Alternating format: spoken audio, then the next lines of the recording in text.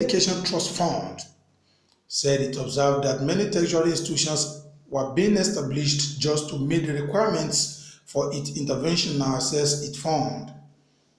The agency said this may weaken the importance of its interventions if it continues. The agency is hoping that there will be a policy to minimize the establishment of such institutions. Imam Bogoro, speaking in Abuja at the inauguration of Technical Advisory Committee on Impact Assessment to review the agency's project done by the agency. The committee to identify the weakness, strength, progress, and challenges of the agency's intervention in universities as well as make recommendations. The Idris Hall at the NUC, I turned to them and I said, a number of heads of institutions will invite me to go and commission their projects. From now, if your project is not good enough for me to commission, I will decline. Excellent. And I mean what I'm saying. I know what I had to do. I visited one of the institutions, I'm not going to name it, a few days ago, before I traveled out of this country the other week. And as I was going around, I saw a fungus-infected building. And they wanted me to go and see it. I said, I've had enough. And I turned back. I was in pains because the story was that infrastructure, they started it about 9 years ago. It's not been completed, and what they told me is somehow a contractor defaulted.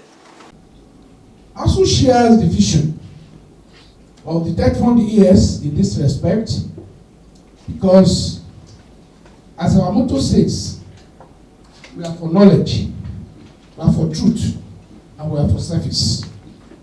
And that is why our expectation in this exercise is that the core values that drove ASU into agitating for the establishment of TetFund will guide the process.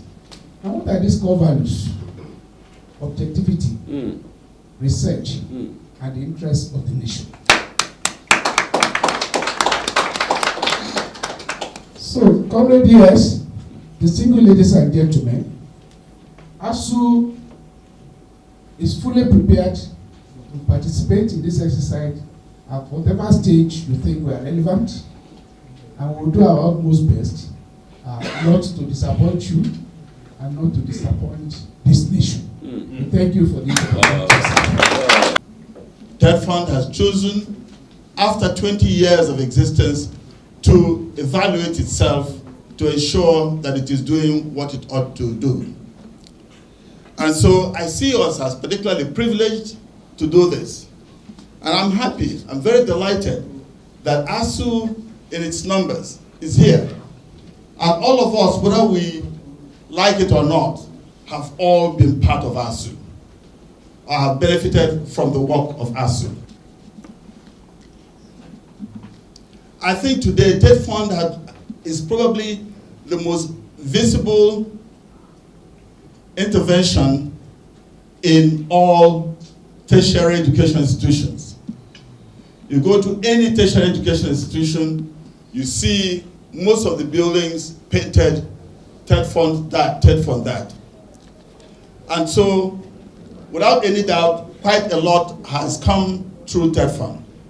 But I think it's important for us to also ensure that the dreams of the forefathers of TetFund, those who brought forth the ideas of TetFund, that those ideas are fully implemented. And so one of the things that this committee must do is, of course, recognize what is being done by TetFund, but also see whether there are any gaps that have been left among the issues that the forefathers of TetFund would have thought about at the time of inception. However, noted that the country is hoping that some policies will be emerged that will try to minimize the emergence of institutions so that the impact of the intervention